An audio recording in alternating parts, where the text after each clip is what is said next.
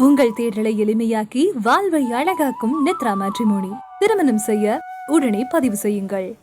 கன்னியாகுமரி மாவட்ட மலையோர பகுதிகளில் நடமாடும் காட்டு யானைகளால் ரப்பர் தொழிலாளர்கள் அச்சத்தில் ஆழ்ந்துள்ளனர். உயிர் பறிக்கும் யானைகளிடமிருந்து பாதுகாக்குமாறு போராட்டமும் நடத்தியுள்ளனர். இப்படி பார்த்தோம்னா இப்படி கொம்பை இப்படியே வச்சுக்கிட்டு இப்படி வருது. அப்போ எனக்கு ஒன்று செய்யணும்னா அப்படியே ஓடி அங்கே ஓடி இப்படி இந்த வெளியில் ஏறி வந்தோம். ஆமாம், எனக்கு போகலப்பா. நாங்கள் இவனை கட்டில தூக்கிட்டு போகும்போது இங்கே தான் நிற்குது. ஆனை ஆக்ரோஷமான காட்டு யானையை நேரில் பார்த்த பீதி விலகாமல் பேசும் இவர் கன்னியாகுமரி மாவட்டம் மயிலார் அரசு ரப்பர் தோட்டத்தில் பால் வடிக்கும் தொழிலாளி. இவர் மட்டுமல்ல, இங்கு வசிக்கும் தொழிலாளர்கள் ஒவ்வொருவருக்கும் இப்படி ஓர் அனுபவம் இருக்கிறது. அனைவரும் காட்டு யானை மீதான அச்சத்தில் உறைந்துள்ளனர். பொட்டி இருக்கணும், தொடல சவுட்டு கையெல்லாம் திரும்பினதான் ஒன்றும் பிரச்சனை இல்லை. காலை மட்டும் காலில் சவுட்டு ஒன்றும் இல்லை. மேற்கு தொடர்ச்சி மலையடிவார பகுதிகளான கோதையாறு சுற்றுப்பகுதிகளில் பழங்குடியின மக்கள் வசிக்கும் கிராமங்களிலும் இதே அச்சம்தான்.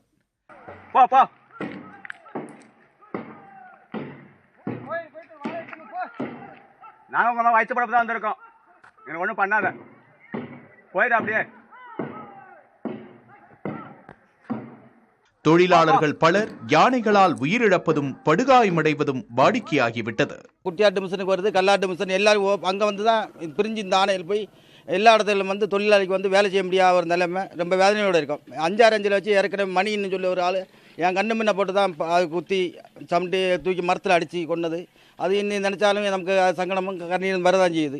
பிரச்சனைக்கு தீர்வு ஏற்படுத்துவதாக உறுதியளித்த அரசு ரப்பர் கழக அதிகாரிகள் எந்த நடவடிக்கையும் எடுக்கவில்லை என்பது தொழிலாளர்களின் குற்றச்சாட்டு.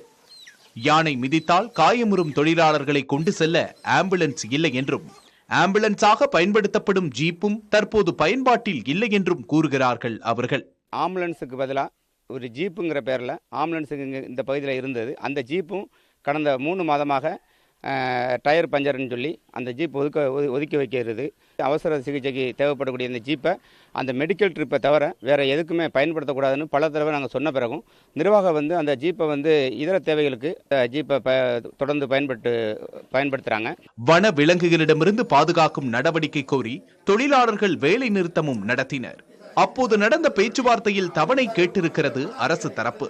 பிரச்சனை குறித்து அரசு ரப்பர் கழக அதிகாரி ரத்தினராஜிடம் கேட்டபோது யானைகள் அதிகம் இறங்கும் பகுதிகளில் மின்வேலிகள் அமைக்கப்பட உள்ளதாக கூறினார்.